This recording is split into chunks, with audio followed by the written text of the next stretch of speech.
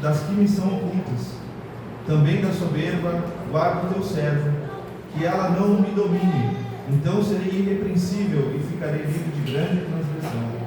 As palavras dos meus lábios e o meditar do meu coração sejam agradáveis na tua presença, Senhor, rocha minha e redentor meu.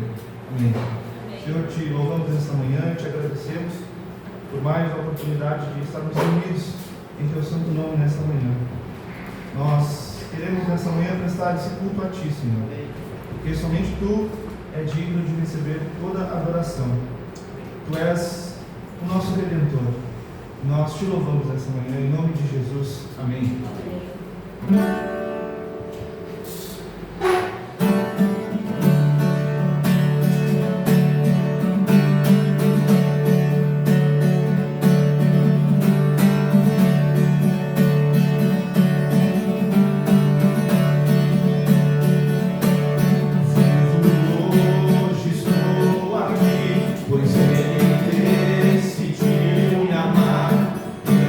Então eu posso me livrar.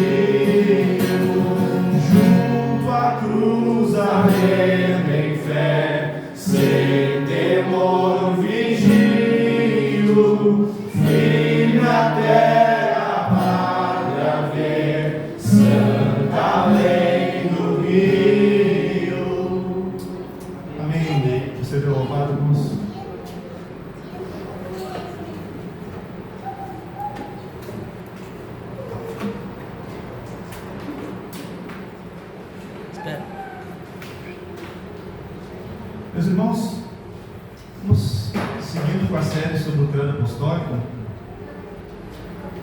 Hoje nós vamos falar sobre foi crucificado, morto e sepultado. E eu gostaria de convidá-los ali em pé para nós fazermos a leitura do texto que se encontra em Mateus capítulo 27. Os irmãos podem acompanhar na projeção, também nas suas Bíblias. Mateus capítulo 27, a partir do verso 33. E aí nós vamos até o versículo 61. A partir do verso 33. Vamos à leitura? E chegando a um lugar chamado Gólgota, que significa lugar da caveira, deram-lhe a beber vinho com fel, mas ele, provando, não quis beber. Depois de o crucificarem, repartiram entre si as suas vestes, tirando a sorte, e assentados ali o guardavam. Por cima da sua cabeça puseram a escrita a sua acusação: este é Jesus, o Rei dos Judeus. E foram crucificados com ele 2 ladrões, um à sua direita e o outro à sua esquerda. Os que iam passando blasfemavam dele, meneando a cabeça e dizendo: ó tu que destróis o santuário e em 3 dias o reedificas, salva-te de ti mesmo, se és filho de Deus, e desce da cruz. De igual modo, os principais sacerdotes e com os escribas e anciãos, escarnecendo, diziam: salvou os outros, a si mesmo não pode salvar-se. É rei de Israel, desça da cruz e creremos nele. Confiou em Deus, pois venha livrá-lo agora, se de fato lhe quer bem, porque disse: sou filho de Deus. E os mesmos impropérios lhe diziam também os ladrões que haviam sido crucificados com ele. Desde a hora sexta até a hora nona, houve trevas sobre toda a terra. Por volta da hora nona, clamou Jesus em alta voz, dizendo: Eli, Eli, lama sabachthani, o que quer dizer: Deus meu, por que me desamparaste? E alguns dos que estavam ali estavam ouvindo isto, diziam: ele chama por Elias. E logo um deles correu a buscar uma esponja, e tendo embebido de vinagre e colocado na ponta de um caniço, deu-lhe a beber. Os outros, porém, diziam: deixa, vejamos se Elias vem salvá-lo. E Jesus, clamando outra vez com grande voz, entregou-se ao Espírito. Eis que o véu do santuário se rasgou em 2 partes, do alto a baixo. Tremeu a terra, fenderam-se as rochas, abriram-se os sepulcros, e muitos corpos de santos que dormiam ressuscitaram. E saindo dos sepulcros, depois da ressurreição de Jesus, entraram na cidade santa e apareceram a muitos. O centurião e os que com ele guardavam a Jesus, vendo o terremoto e tudo que se passava, ficaram possuídos de grande temor e disseram: verdadeiramente este era o Filho de Deus. Estavam ali muitas mulheres, observando de longe, eram as que vinham seguindo a Jesus desde a Galiléia para o servirem. Entre elas estavam Maria Madalena, Maria, mãe de Tiago e de José, e a mulher de Zebedeu. Caindo a tarde, veio um homem rico de Arimateia, chamado José, que era também discípulo de Jesus. Este foi ter com Pilatos e lhe pediu o corpo de Jesus. Então Pilatos mandou que lhe fosse entregue. E José, tomando o corpo, envolveu-o num pano limpo de linho, e o depositou no seu túmulo novo, que fizera abrir na rocha. Rolando uma grande pedra para a entrada do sepulcro, se retirou. Achavam-se ali sentadas em frente da sepultura Maria Madalena e a outra Maria. Vamos orar? Senhor, nós agradecemos pela Tua palavra, Senhor. E nós te pedimos essa manhã o auxílio e a iluminação do Teu Espírito Santo, para que nós possamos compreender o que aqui está escrito, Senhor. Dar-nos discernimento e penetra a palavra para o nosso coração nessa manhã. É o que te pedimos em nome de Jesus. Amém. Podemos sentar?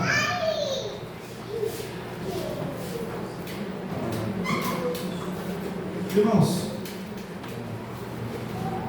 a crucificação, ela era, no tempo antigo, a mais brutal punição que existia. Sem dúvidas nenhuma, a mais cruel e terrível que poderia existir, talvez o que já existiu, né? Os historiadores dizem que a crucificação ela pode ter origem no Império Assírio, e também com os babilônicos. E ela passou a ser usada, então, de maneira mais sistematizada pelos persas, a partir do século VI a.C. E Alexandre o Grande, que foi rei da Macedônia, entre 336 e 323 a.C., ele importou essa prática brutal e levou então aos países também do Mediterrâneo, no caso, os países que ele havia dominado. Dizem que ele, junto com o exército, crucificaram em torno de 2.000 homens, pense nisso, 2.000 homens, quando eles invadiram a cidade de Tiro. E os romanos, então, eles batalharam contra os cartaginenses nas chamadas guerras púnicas. Então aí foi nesse momento que então, os romanos eles conheceram esse tipo de punição, né, a crucificação. E ainda por cima eles aperfeiçoaram a punição. Se diz que onde as legiões romanas iam passando, as cruzes elas iam aparecendo por todos os lugares. A crucificação ela era usada então para punir escravos e também estrangeiros. E como que funcionava então na prática? Os crucificados eles tinham que ficar nus, né? Os braços ou amarrados às traves ou pregados a elas, com pregos nos pulsos. A parte horizontal da cruz era levantada, os seus pés passavam pelo mesmo suplício dos seus braços. Irmão, se diz que a dor de ter os pés então ali transpassados pelos pregos era inimaginável, era muito terrível, porque muitas terminações nervosas então elas eram tocadas e com isso havia muita perda de sangue, né? Então, para acelerar a morte, muitas vezes, e a morte demorava dias, os soldados eles muitas vezes quebravam as pernas do condenado, e assim ele não conseguia mais levantar para respirar e acabava morrendo de asfixia. Por fim, contam que essa prática da crucificação, né, como punição, ela foi abolida então como uma punição pelo imperador Constantino no IV século. É bom que a gente primeiro entenda a forma da crucificação e como que se deu o início dessa punição, para a gente entender melhor ao decorrer do sermão como as coisas aconteceram com Jesus. Fazendo um pouco, relembrando o que nós vimos na semana passada no sermão, nós vimos quando Jesus é levado perante o governador Pilatos. Ali ele foi acusado então pelos sacerdotes, pelos anciãos, principalmente acusado pelos fariseus, que foi o grupo que mais acusou Jesus, né? E que foi eles que levaram Jesus até a condenação. Os fariseus eles eram doutores, eles eram letrados, eram aqueles que tinham a responsabilidade de interpretar a lei mosaica e preservar a doutrina. E ao decorrer dos evangelhos, nós vemos que em todos os momentos, irmãos, quando os fariseus encontravam, presenciavam algum ato de Jesus, ali eles o julgavam, né? Nós podemos ver, por exemplo, quando Jesus ele come com os pecadores e publicanos, quando os seus discípulos, por exemplo, eles vão e colhem espigas no sábado, né? Porque não poderiam. Também por Jesus, na visão dos fariseus, Jesus ele não seguia as tradições, né, dos anciãos. Também criticam Jesus por não se lavar antes de comer, porque Jesus curava no sábado. Enfim, eles questionavam tudo que Jesus fazia, questionavam a autoridade que Jesus tinha para curar. Em outro momento também nós vemos os fariseus pedindo uma prova para Jesus, né, da autoridade que ele tinha para então fazer aquelas coisas. Então os fariseus, meus irmãos, eles viam Jesus de fato como um impostor, um agitador, um enganador, alguém que blasfemava de fato. Já o Império Romano via Jesus como um agitador político, um revolucionário. Como Jesus se declarava o rei dos judeus, Jesus era visto, irmãos, pelo Império Romano como uma ameaça ao poder e à autoridade do império. Por isso o fato de Jesus se declarar rei dos judeus era vista pelo Império Romano como uma traição. Por fim, irmãos, apenas recapitulando, as consequências, o que levou então todas essas acusações? As consequências de todas essas acusações levaram Jesus a ser condenado à morte por crucificação, que era o método utilizado pelo Império Romano. Também vimos no último sermão então que o bandido Barrabás é escolhido para ser solto, para que tenha liberdade, e Jesus então, pelo cruel método, deveria ser morto. E é sobre isso, irmãos, que nós vamos ver no sermão de hoje. E o título do sermão de hoje é: Foi crucificado, morto e sepultado, o Filho de Deus e o seu sacrifício substitutivo que trouxe redenção aos pecadores. Agora, já vamos entrar na exposição do texto. E o primeiro ponto que eu trago é que o Filho de Deus é escarnecido por algozes e rejeitado pelos seus. Versículo 33, Gólgota, a cidade de Gólgota era um lugar comum de execução pública dos criminosos. E os romanos, eles gostavam então de executar nesse lugar, porque se diz que era fora das muralhas, e então ficava visível, e servia como exemplo para toda a população, A ideia de fato era que todos vissem, servindo de aviso para todos. O Império Romano queria deixar muito claro, irmãos, o poder e a autoridade que eles tinham, e é por isso que eles escolhiam esse lugar que era visível e acessível a todos. E essa exposição pública dos corpos era, de certo modo, também para manter o controle social e de intimidar também os criminosos. Então, irmãos, foi nesse lugar, Gólgota, que crucificaram Jesus. Nesse lugar que já era propício para humilhação, que já era um lugar de vergonha pública. Todos os condenados, irmãos, incluindo Jesus, eles eram obrigados a carregar a cruz até esse lugar, para que então naquele lugar se concretizasse a morte, com a maior vergonha e com a maior humilhação. Versículo 34, a humilhação, o deboche, a crueldade, o escárnio com Jesus continua. Deram-lhe a beber vinho com fel, mas ele, provando, não quis beber. Ele oferece então nesse momento para beber vinho. Vinho era uma bebida comum, todos, mas não era vinho puro.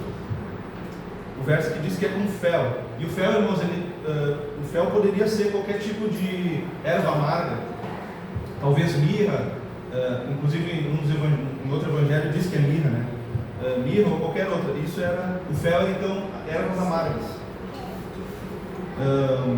E alguns comentaristas bíblicos dizem que a mistura de vinho com fel poderia, não é 100% de certeza, mas poderia tornar então essa mistura narcótica. E se fosse esse o caso, estaria explicado porque Jesus não iria tomar, Jesus rejeita. Alguns comentaristas também dizem que essa mistura ela era dada dessa forma, o vinho misturado com as ervas, para que acelerasse a morte do condenado. Também é uma das possibilidades. E também, se fosse esse o caso, está explicado porque Jesus seria rejeitado, irmãos. Porque Jesus não queria que assim fosse, que não fosse acelerada a sua morte. Porque a morte deles, suportando o máximo sofrimento, fazia parte do sacrifício e da obediência dele ao Pai. Então, por isso que Jesus queria que tudo acontecesse de forma, digamos, natural. Jesus não queria que nada mudasse o rumo ali da sua morte. Então, por isso, Jesus ele aguardava pacientemente como era o plano do Pai para ele. De qualquer modo, irmãos, para os soldados romanos, o ato que eles tiveram de oferecer vinho com fel para Jesus nada mais era do que mais uma forma, então, deles ridicularizarem Jesus naquele momento de fraqueza. Era apenas mais uma forma de torturar Jesus. Versículo 35 Depois de crucificarem, repartiram entre si as suas vestes, tirando a sorte. Seguindo mais um costume que fazia parte da crucificação, né, de forma humilhante, como eu falei no início, então eles despiram Jesus naquele momento, deixando ele completamente nu. Nós, obviamente, que nós vemos séries, filmes, etc. Jesus está tapado, né, com alguma coisa. Obviamente, com uma questão de censura também, mas o fato é que Jesus, assim como todos os condenados, eles ficavam completamente nus, irmãos. E aqui nós temos algo interessante. Nós vemos então um cumprimento do Salmo 22, capítulo 22, versículo 18. Repartem entre si as minhas vestes e sobre a minha túnica deitam sortes. Aqui, irmãos, é notável uma prefiguração, de forma metafórica. Davi está falando da sua própria situação, mas em palavras e termos que se aplicam literalmente a Jesus. Repartem entre si as minhas vestes e sobre a minha túnica deitam sortes. Não somente aqui, mas no Salmo 22 nós vemos diversas figuras que literalmente se cumprem em Jesus. Versículo 37: por cima da sua cabeça puseram escrita a sua acusação: este é Jesus, o Rei dos Judeus. Então eles colocam sobre a cabeça de Jesus, Rei dos Judeus.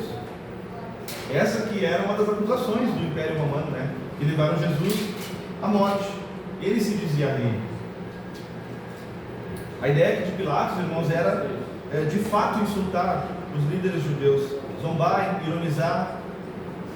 Eles queriam realmente fazer piadas do tipo: vejam aí, vejam o rei de vocês, esse é o rei de vocês, fracassado, ridículo, esse é o líder de vocês.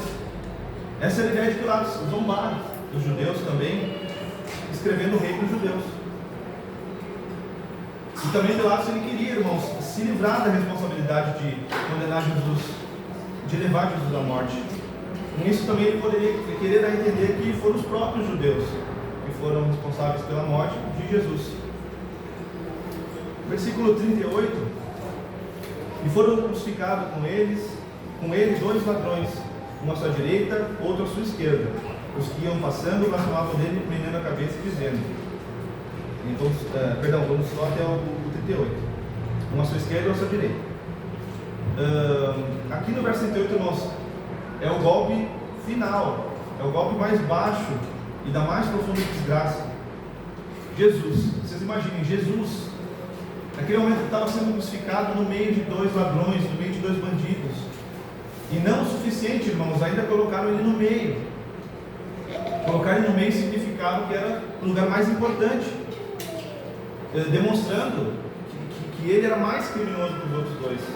A intenção aqui era do Império Romano era realmente causar impacto com Jesus, era de realmente causar impacto, não querendo então que alguém que passasse ele confundisse.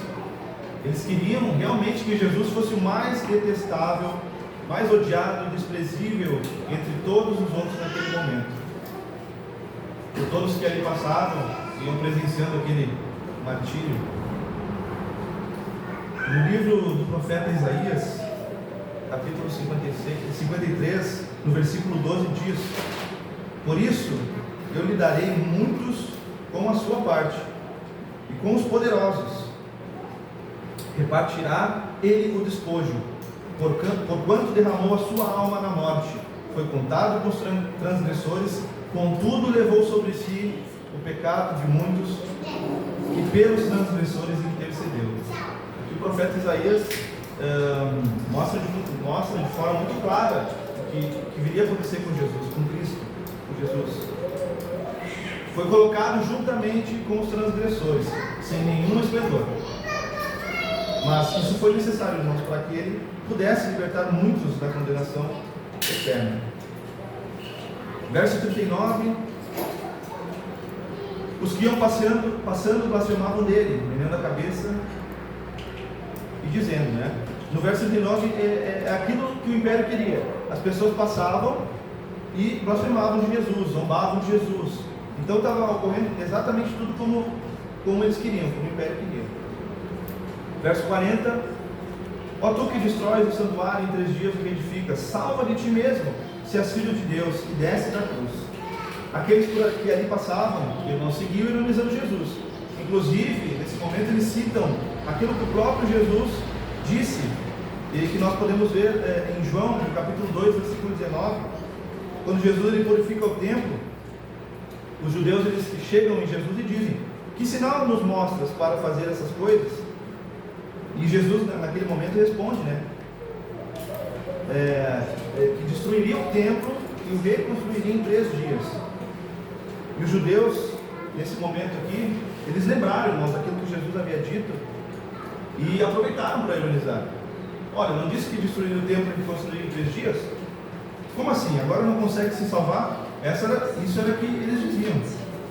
Se é filho de Deus, desce dessa cruz. Desce dessa cruz. Isso que eles estavam presenciando, irmãos, era, como nós dizemos hoje, um prato cheio.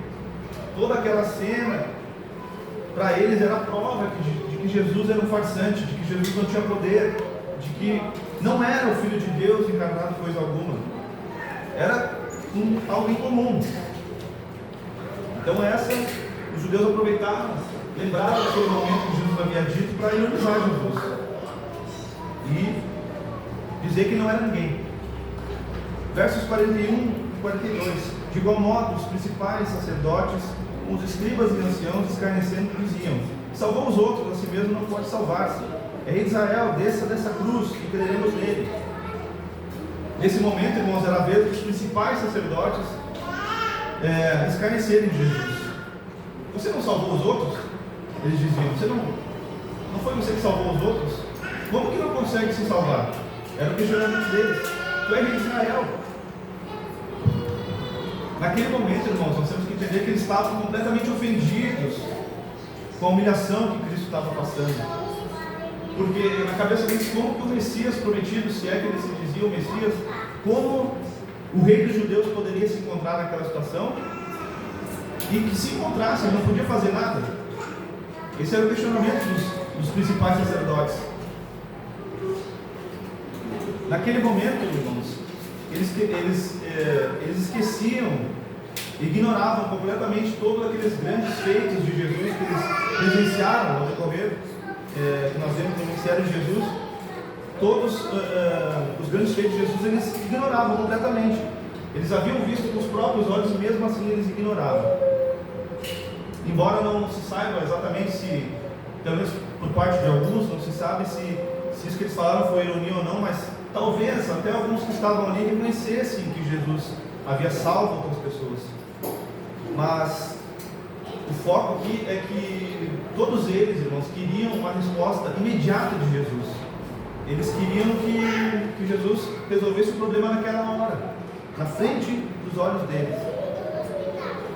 E como isso não acontece, porque não era o plano, eles tratam Jesus como alguém incapaz. É isso que acontece.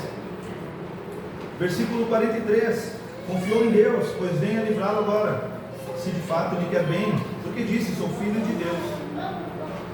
Nesse momento eles instigam Jesus quanto ao livramento de Deus. Olha, você não confiou em Deus, não é o filho de Deus, e agora?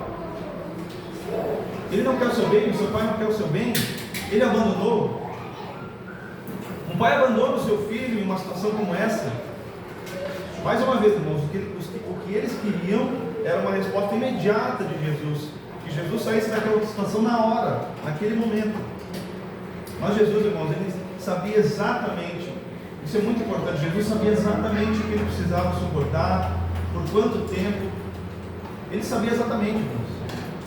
Jesus não estava sendo pego de surpresa, porque tudo que Jesus ele estava suportando naquele momento era por completa obediência ao Pai. O segundo ponto que eu gostaria de trazer a partir do versículo 45 é: Jesus toma para si o castigo dos pecadores. Versículo 45 e 46: desde a hora sexta até a hora nona, houve trevas sobre toda a terra. Por volta da hora nona, clamou Jesus em alta voz, dizendo: Eli, Eli, lama sabachthani, o que quer dizer: Deus meu, por que me desamparaste? hora sexta, irmãos, até a hora nona seria como do meio-dia até as 3 da tarde. Então, por volta das 3 da tarde, Jesus ele clama essas palavras, Eli, lama sabachthani, significando Deus meu, por que me desamparaste? E, em princípio, né, irmãos, as palavras Deus meu, elas estariam em hebraico e o restante da lamentação em aramaico. E esse clamor, irmãos, do abandono de Jesus, nesse momento ele revela a mais profunda angústia que ele estava passando. De certo modo, ele se sentia afastado de seu Pai. Jesus se encontrava, irmãos, numa profunda agonia naquele momento. Naquele momento, irmãos, o principal conflito de Jesus era essa separação de seu Pai. Muito mais difícil do que todas as torturas físicas que Jesus estava sofrendo. Naquele momento, a mais difícil situação era que parecia que ele estava tão longe de ter a assistência do seu Pai. De fato, Jesus se sentia afastado dele naquele momento. Jesus ele não apenas ofereceu seu corpo como preço da reconciliação dos pecadores com Deus, mas também em sua alma suportou os castigos que eram devidos a nós. Isaías também no capítulo 53 vai dizer que Jesus aliás, a profecia, né? Mas Isaías chama ele de o homem de dores. O homem de dores significa não somente a dor física, a dor na carne que Jesus sofreu, mas também a dor na alma, naquele momento que Jesus estava prestes a ser morto. Então, irmãos, não era apenas uma questão de castigo físico, na carne, externo, mas para que o plano da redenção fosse completo, era necessário, irmãos, que Jesus fosse colocado como culpado no tribunal de Deus. Era necessário. E será que nós conseguimos imaginar, ou é mais fácil que nós nem possamos imaginar, o quão pesado, irmãos, deve ser estar diante de Deus como juiz? Acho que é algo inimaginável ficar debaixo do juízo de Deus. E naquele momento Jesus, irmãos, ele estava enfrentando a ira santa de Deus. Ele estava enfrentando a santa ira de Deus, que era cabida a nós. A santa ira de Deus, irmãos, que é justa, mas que também deve ser temida. E a ira de Deus, meus irmãos, embora pareça contraditório, mas a ira de Deus, ela é o amor de Deus em ação contra o pecado. A ira de Deus é o amor de Deus em ação contra o pecado. Então Jesus realmente, irmão, se entristeceu. A angústia naquele momento tomou conta do seu ser. Mas não foi um clamor de desespero. Mesmo com todos os sofrimentos físicos da carne, por um momento parece que ele estava temendo a destruição. Mas o que realmente pesava naquele momento era o fato da ira de Deus caindo sobre ele. Isso é o mais pesado, é o que mais deixava Jesus naquela angústia toda. A ira de Deus caindo sobre ele. Mas, mesmo com tudo isso no coração dele, irmãos, a fé no Pai, no seu Pai, permaneceu inabalável. Versículo 47. E alguns dos que ali estavam ouvindo isso diziam: ele chama por Elias.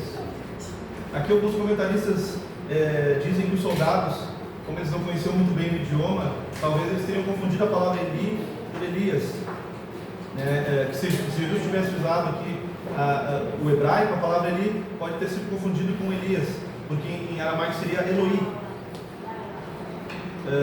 É uma das possibilidades. Alguns outros comentaristas também dizem que aqui os soldados eles queriam apenas seguir ali com a zombaria. Enfim, versos 48 e 49. E logo um deles correu a buscar uma esponja e, tendo embebida de vinagre, colocado na ponta de um caniço, deu a beber. Os outros, porém, diziam: Deixa, vejamos se eles vêm salvá-lo. Jesus então, irmãos, ele clama em alta voz e entrega o seu Espírito.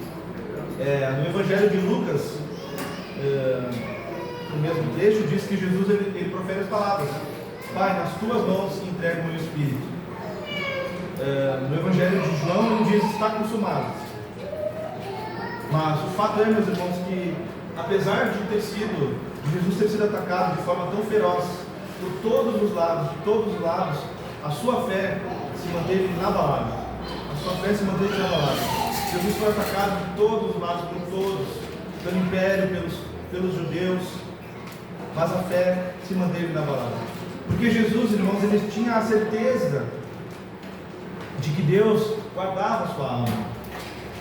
Nesse momento, ele se dirige diretamente a Deus e se entrega com toda a certeza e toda a sua confiança. Jesus, naquele momento, parecia que queria que os homens ouvissem o seu clamor final. Não que isso importasse muito a eles, mas Jesus naquele momento se satisfez por ter Deus como a sua testemunha. Jesus se satisfez por ter Deus como a sua testemunha naquele momento. E, meus irmãos, certamente não existe mais forte testemunho de fé do que um homem piedoso que, sendo atacado de todos os lados, por tudo e por todos, de modo que não encontra consolo e amparo dos homens, mas que descarrega as suas tristezas no seu Pai, repousando na esperança das suas promessas. Versículo 51: Eis que o véu do santuário se rasgou em duas partes, do alto a baixo. Tremeu a terra, fenderam-se as rochas. Agora, irmãos, fica visível a todos de quem Jesus era. Após Jesus entregar o seu Espírito, o véu do santuário se rasga. O véu que era o lugar o véu era o que separava o lugar do Santíssimo, que simbolizava, meus irmãos, a natureza inacessível de Deus. A morte de Jesus, irmãos, foi o seu sacrifício no altar celestial, abrindo assim para nós, para a igreja, o caminho para Deus. Esse véu terrestre, simbólico, uma cópia do tabernáculo celestial, se rasga de uma vez por todas, porque, irmãos, a verdadeira barreira espiritual é removida, e naquele momento o céu então se abre, e se abre com um novo e real sacerdócio em Cristo. Agora, a morte de Jesus torna todo o sistema de cerimônia do Antigo Testamento totalmente obsoleto. O rasgo do véu prenunciou a iminente destruição do templo terreno. Não só o véu rasgado, mas a terra foi sacudida, as rochas se quebraram na frente e visível a todos. Tumbas foram abertas. Tudo, irmãos, que separava Deus do seu povo, inclusive a morte, acaba destruída através do sacrifício de Jesus. Cristo, o eterno sacerdote verdadeiro, aboliu as figuras da lei por meio de sangue, abrindo a nós o caminho para o santuário celestial, para que nós não mais ficássemos distantes, apenas olhando de longe, mas para que de fato, irmãos, nós possamos avançar com livre acesso à presença de Deus. É isso que o sacrifício nos proporcionou. Nós temos livre acesso ao Pai. Versículo 52: Abriram-se os sepulcros e muitos corpos de santos que dormiam ressuscitaram. Aqui fala que os sepulcros então se abriram e que os corpos dos santos que dormiam foram ressuscitados. E aqui tem uma ligação direta com o rasgo do véu, e está materialmente relacionada com a ressurreição de Jesus. Seria estranho, irmãos, que aqueles ressuscitados naquele momento, e então eles esperariam em suas tumbas até que Jesus fosse ressuscitado. João Calvino, no seu comentário sobre esse versículo, diz: quando Cristo morreu, os túmulos foram sepultados imediatamente os túmulos foram sepultados imediatamente abertos, e que quando Cristo ressuscitou, alguns dos piedosos, tendo recebido vida, saíram dos seus túmulos e foram vistos na cidade, pois Cristo é chamado de o primogênito dentre os mortos, e as primícias dos que se levantam, porque por sua morte ele começou e por sua ressurreição ele completou uma nova vida. Não que quando ele morreu os mortos foram ressuscitados imediatamente, mas porque a sua morte foi a fonte e o começo de uma nova vida. Isso que nós podemos entender nesse versículo. Versículo 54. O centurião e os que com ele guardavam a Jesus, vendo o terremoto e tudo o que se passava, ficaram possuídos de grande temor e disseram: verdadeiramente este era o Filho de Deus. Meus irmãos, agora todos aqueles que zombaram, escarneceram e blasfemavam de Jesus, naquele instante se atemorizaram e viram que de fato Jesus era o Filho de Deus. E quem era Jesus? Naquele momento, todos aqueles que estavam ali escarnecendo Jesus viram de quem de fato era Jesus. Agora aqueles homens cegos espiritualmente puderam reconhecer que sim, Jesus era de fato Filho de Deus. E meus irmãos, Deus não permitiu que os testemunhos que ele deu a respeito de seu filho fossem enterrados em silêncio. Naquele momento, irmãos, não somente os olhos dos adoradores de Deus foram abertos para perceber que do céu Deus estava magnificando a sua glória em Cristo, mas o entendimento natural obrigou até aqueles homens, os estrangeiros e soldados, a confessar, porque eles não haviam aprendido na lei, ou com qualquer outro professor, ou qualquer outro tutor. Vejam, meus irmãos, que coisa maravilhosa. Enquanto a maioria dos herdeiros naturais da aliança estavam ali denegrindo o seu Messias, até mesmo esses homens ignorantes, sem nenhuma religião, sem nenhuma instrução de lei, que ignoravam a verdadeira religião, foram capazes de reconhecer Cristo verdadeiramente como Filho de Deus. Isso é maravilhoso. Isso é maravilhoso.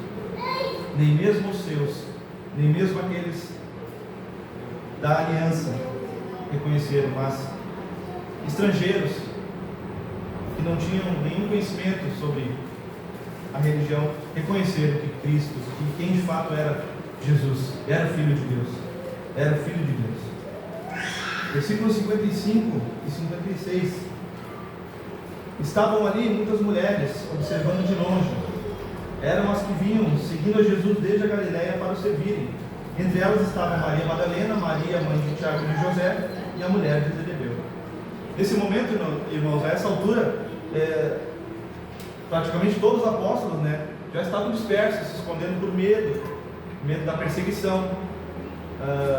Apenas João estava lá, o apóstolo João presenciou o momento. Mas mesmo assim, irmãos, Deus preservou testemunhas. E que Deus seja louvado por aquelas mulheres que estavam ali naquele momento, que acompanharam Jesus até a morte. Vejamos, enquanto muitos homens fugiram por medo, as mulheres fiéis permaneceram lá. Permaneceram lá. Mesmo que elas não pudessem fazer muita coisa, que elas pudessem ajudar, mas ainda assim honraram Cristo. Nunca deixaram de tratar Ele com a reverência que Ele merecia. Enquanto as testemunhas escolhidas por Jesus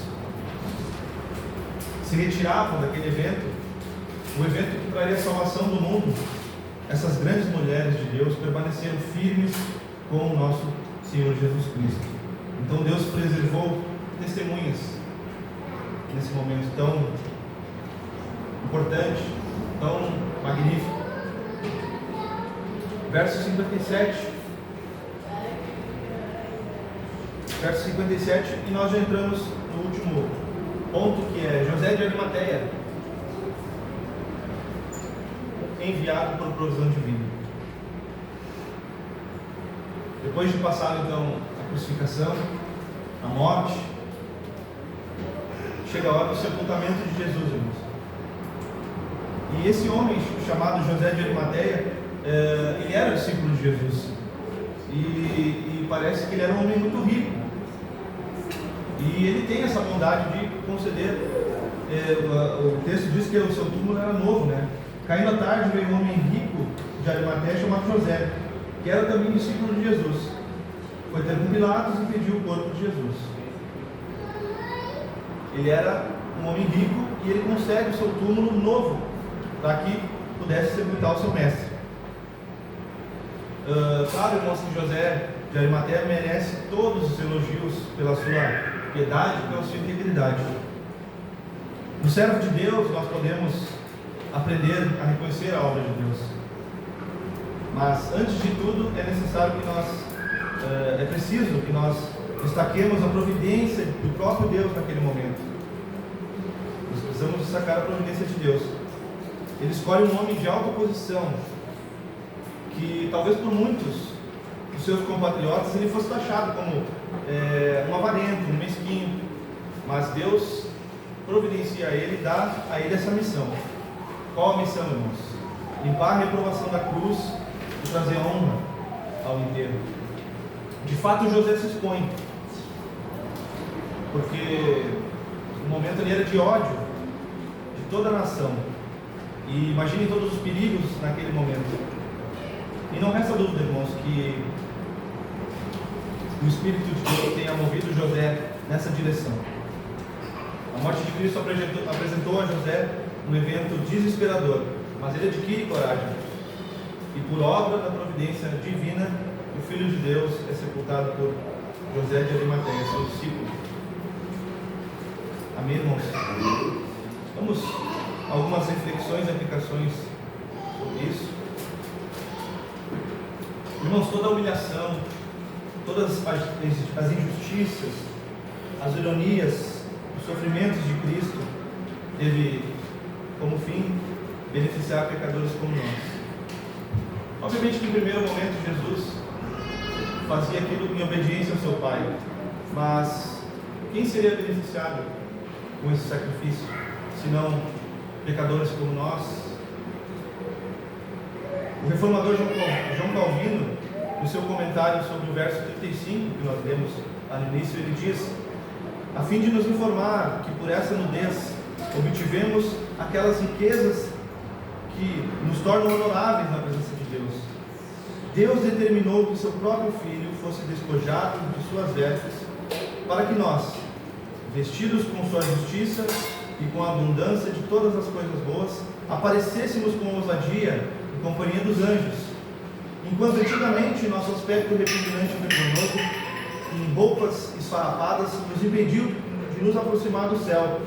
O próprio Cristo permitiu que suas vestes fossem rasgadas em pedaços como uma presa, para que ele pudesse nos enriquecer com as riquezas de sua vitória.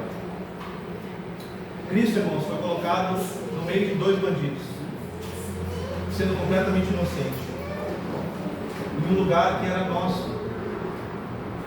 Nós que éramos os verdadeiros bandidos, nós que éramos para estar naquele lugar.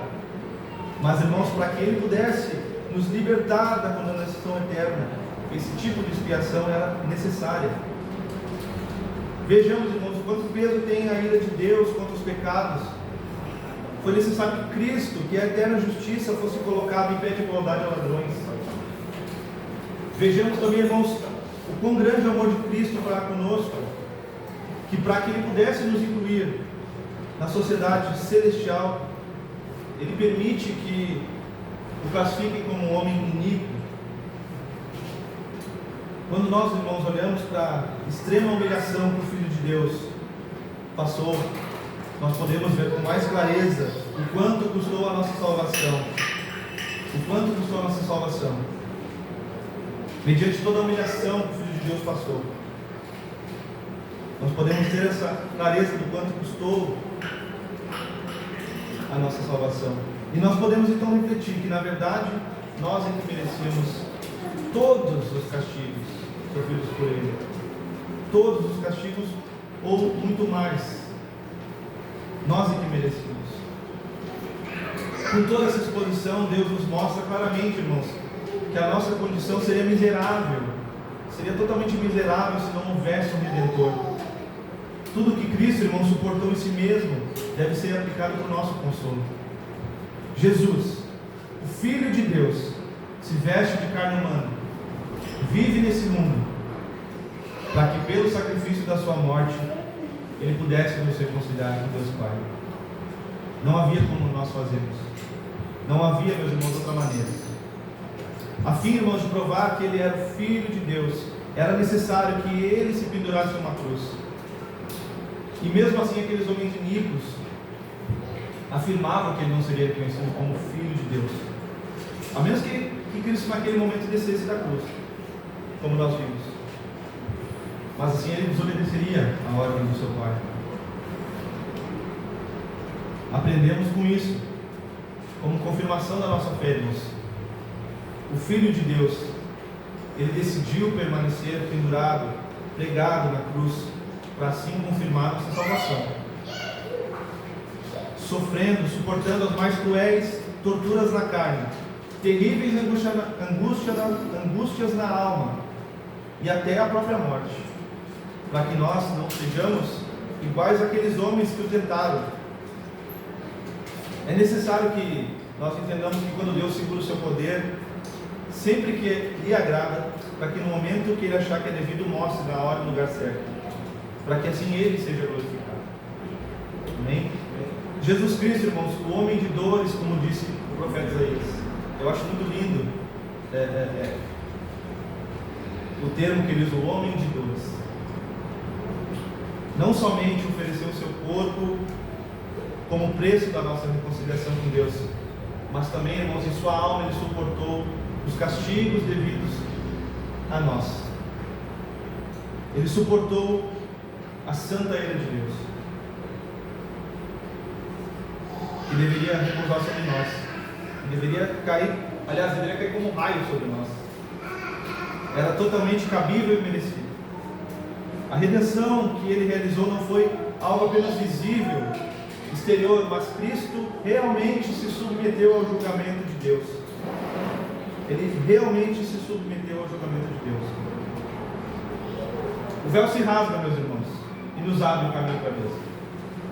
Nesse momento não há mais barreiras que nos separem de Deus. Nesse momento nós temos livre acesso ao Pai. Agora o céu se abre para um novo sacerdócio, para um real sacerdócio em Cristo. Em Cristo. E é por isso, irmãos, que hoje nós podemos aqui estar reunidos, participando do culto, participando do sacramento da ceia. É por isso que nós podemos nos reunir para cultuar o Senhor.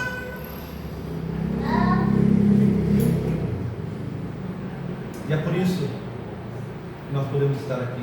Cristo com seu sangue nos comprou. O sacrifício vicário que nos trouxe vida. E é somente, irmãos, pelos méritos de Cristo naquela cruz. Não é por nada, irmãos, que eu e você possamos fazer. Não por obra nenhuma. Nós não podemos fazer nada. Mas a nossa salvação ela é segura pela morte do Filho de Deus. Pela morte substitutiva do Filho de Deus, de Cristo, o nosso Senhor Jesus Cristo. A nossa reconciliação com Deus, com o Pai, se dá unicamente e exclusivamente pelos méritos do nosso Senhor Jesus Cristo. Pelos méritos dele, somente por isso. Amém, meus irmãos? Deus seja louvado nessa manhã. Vamos orar mais uma vez. Senhor, nós te louvamos nessa manhã e te agradecemos, Pai.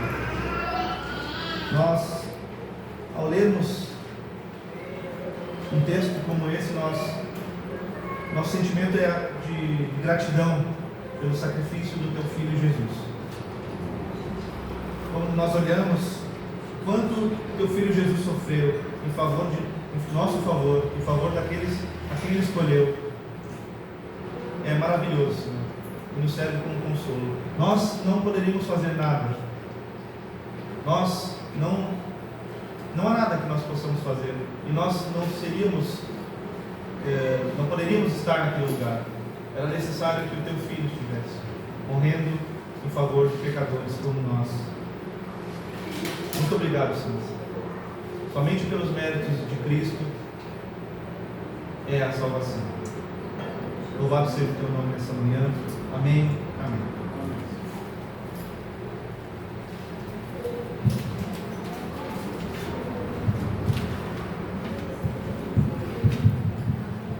Vamos ficar em pé, meus irmãos. Nós vamos a Deus, nós vamos ao Senhor por seu amor, por sua bondade, por sua infinita misericórdia.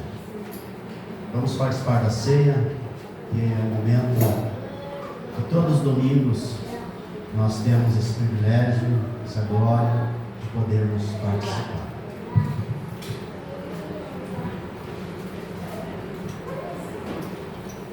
A palavra do Senhor nos diz que o Senhor Jesus, na noite em que foi traído, tomou o pão e, tendo dado graças, o partiu e disse: este é o meu corpo que é dado por vós, façam isto em memória de mim.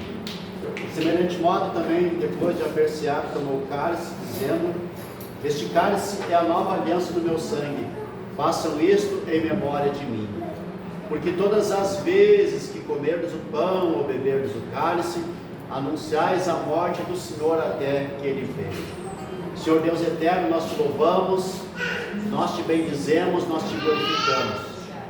Vamos participar da ceia, comer do pão, beber do cálice nessa manhã, sabendo, Senhor, que nós fomos incluídos na morte do nosso Senhor Jesus Cristo, sabendo que pela morte do nosso Senhor na cruz, os nossos pecados foram perdoados, e o juízo de Deus sobre nós foi cancelado, porque o juízo que era para nós caiu sobre a pessoa do nosso Senhor Jesus Cristo, Filho de Deus.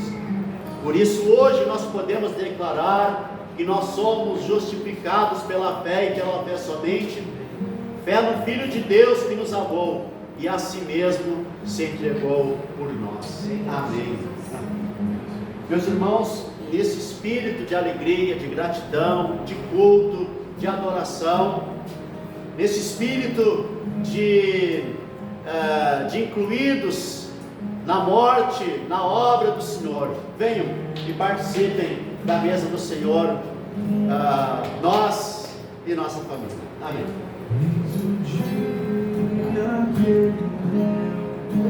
Sua vida pelos céus, neste dia no madeiro, pendurado, redimiu, tanta ira suportou, tanta humilhação passou, cada espinho que o feriu, resgatou. Para Deus, aleluia, aleluia, o Cordeiro Redentor, aleluia, aleluia, Jesus Cristo louvarei. O Cordeiro o fel bebeu, e o seu corpo padeceu, uma lança perfurou, e daí fonte jorrou, água e sangue misturou, pra lavar e redimir, cálices vinhos são tão vil, todos vejam que Ele fez. Aleluia, aleluia, o Cordeiro Redentor, aleluia, aleluia, Jesus Cristo louvarei. Ó Cordeiro, nos conceda sua graça, o seu perdão, quando a confiança em ti nos faltar e vacilar, por favor, perdoe-nos e sustenta a nossa fé, exultemos com vigor, o Cordeiro nos remiu, aleluia, aleluia, o Cordeiro Redentor, aleluia, aleluia, Jesus Cristo louvarei, aleluia.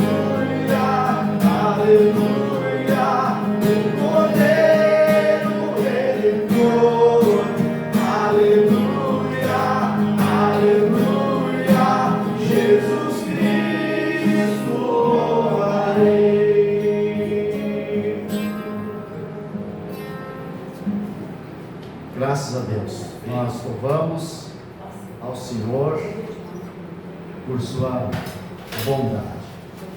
Meus irmãos, antes de comermos o pão, recitem comigo o credo apostólico, o credo dos apóstolos, a declaração de fé mais perfeita, da igreja, que declara a fé da igreja, a fé dos cristãos, a nossa fé. Recitem comigo. Creio em Deus, Pai Todo-Poderoso, Criador do céu e da terra. Creio em Jesus Cristo, seu único Filho, nosso Senhor, o qual foi concebido por obra do Espírito Santo. Nasceu da Virgem Maria, padeceu sob o poder de Pôncio Pilatos, foi crucificado, morto e sepultado. Desceu ao inferno, ressurgiu dos mortos ao terceiro dia, subiu ao céu, está sentado à direita de Deus Pai Todo-Poderoso, de onde há de vir para julgar os vivos e os mortos. Creio no Espírito Santo, na Santa Igreja Católica, na comunhão dos santos, na remissão dos pecados, na ressurreição do corpo, na vida eterna. Amém. Comam o pão, meus irmãos, em nome do nosso Senhor Jesus Cristo.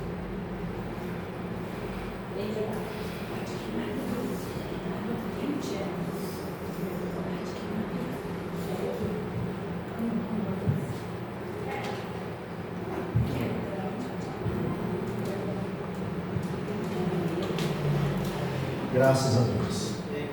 Graças a Deus. Louvamos ao Senhor por seu amor, por sua bondade, por sua infinita misericórdia. Olhem comigo a oração do Senhor, o Pai Nosso. Pai nosso que estás nos céus, santificado seja o teu nome. Venha o teu reino, faça-se a tua vontade, assim na terra como no céu. O pão nosso de cada dia dá-nos hoje, e perdoa-nos as nossas dívidas, assim como nós temos perdoado aos nossos devedores. E não nos deixes cair em tentação, mas livra-nos do mal, pois teu é o reino, o poder e a glória para sempre. Amém. Bebam, meus irmãos, no cálice. Graças a Deus. Louvamos ao Senhor. Louvamos ao Senhor por seu amor. Louvamos ao Senhor por sua bondade. Louvamos ao Senhor. Senhor Deus eterno, nós te damos graças, nós te bendizemos, nós te exaltamos. Bendito seja o Senhor. Bendito seja o Senhor que sempre nos abençoa. Te agradeço, Senhor, te louvamos pelo culto de hoje, pelos irmãos que aqui estão presentes, pelas famílias que aqui estão presentes, Senhor. Oramos por aqueles que hoje também não estão aqui, mas que fazem parte da igreja. Te louvamos, Senhor, dá saúde a cada um, abençoa a cada um, que nessa semana, Senhor, em cada casa, haja paz, haja saúde, todas as provisões necessárias. Livra-nos do mal, livra-nos do maligno, e que o teu nome seja glorificado na vida de todos. Nos dá uma semana abençoada, Senhor, e uma semana de provisões. Nós oramos e te glorificamos em nome do nosso Senhor Jesus Cristo, para a glória do Pai, do Filho e do Espírito Santo. Amém. Amém. Deus seja louvado. Meus irmãos, a graça do Senhor Jesus Cristo, o amor de Deus e a comunhão do Espírito Santo sejam com todos vós. Amém. Meus irmãos,